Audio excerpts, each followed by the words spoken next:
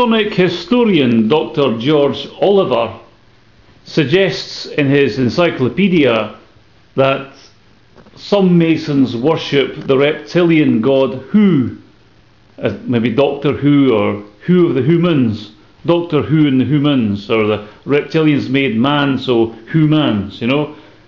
And it just so happens that General Albert Pike in his Morals and Dogma suggests that all good things come from Sirius. And as we know from the Dogon tribe, we know that certainly reptilian beings come from Sirius according to the Dogon tribe and their history. So, in light of the fact that we seem to be looking at a sort of Masonic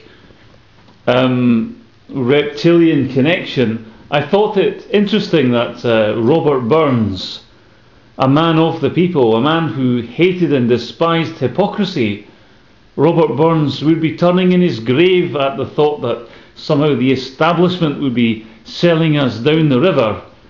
The mankind, you know, someone in the corn rigs with Annie and toasting the lassies and looking at the hypocrisy of the church. Well, just look at the hypocrisy of the establishment. Alien reptilians from wherever. So I thought, in honour of Robert Burns' 250th anniversary, I thought, here's one of my poems. It's called The Ghost of Robert Burns, a man who would be turning in his grave, I assure you. And what was over Edinburgh tonight, whilst the city centre, the heart of the city, was pitch black. You could tell from very far off that Edinburgh was blacked out tonight, and no wonder there was a big, low-flying, glowing starship over Edinburgh town centre about 7:30 p.m. tonight. It was so low it was lighting up the mist under the clouds. That's how low it was. It was a huge big starship. The film that I've got of this starship was taken at 7 o'clock, and that's on the periphery of the east side of Edinburgh. And by the time I had got up to the town centre, this thing was flying low over Edinburgh Castle. Whether or not it landed there is another thing, but for some reason the whole place, the heart of the city, seemed to be blacked out in its honour. Dark place indeed. What a dark place. Poor Robert Burns, I feel sorry for him. So I've written this poem. The Ghost of Robert Burns.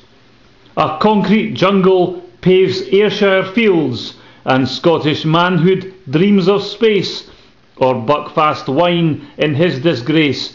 No excise on this jobless place, no corn rigs or fresh breeze on the face, but there instead a joyless type of farming, bought and sold for genetic gold, the price of getting into space, an end to the humanity of race.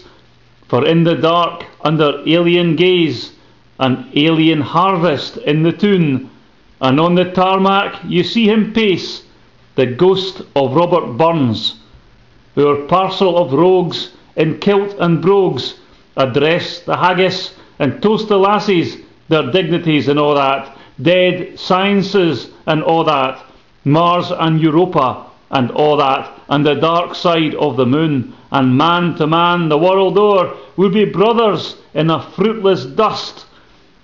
And surely as the word turns, as surely as the ships, with accusations on his lips, the ghost of Robert Burns, what proud usurpers shall bear degree, and be laird aboon the honest man, who shall lift the name of Burns and make of it a joke?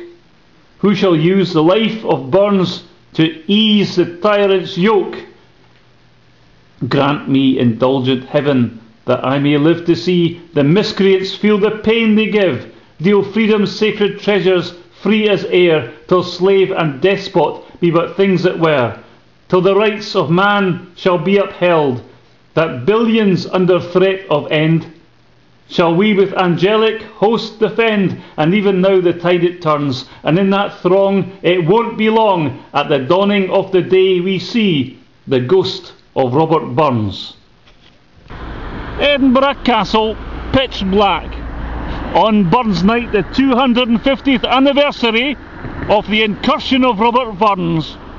Far fae your sonsy on his face, great chieftain o' the reptile race. Aboon them all ye tak your place, pain, stripe or theorem, weel are ye worthy o' disgrace, as lang's my ear'em. Big reptile starship over Edinburgh tonight, our buddies from Rigel or Sirius. Lights are out at Edinburgh Castle, city centre pitch black, and we pan round to the Balmoral Hotel, a place in utter blackness, no external lights on, as is Bill Gates's Microsoft headquarters, and the only thing glistening tonight is a little phallic monument over there.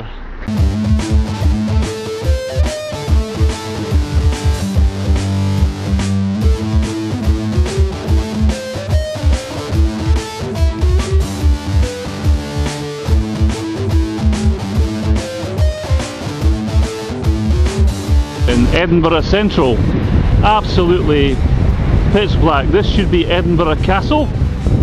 You should see Edinburgh Castle from here.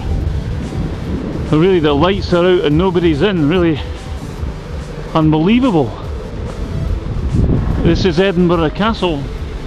You should see Edinburgh Castle here tonight, boys. My goodness, how not? What happened to Edinburgh Castle? See, there's the mound.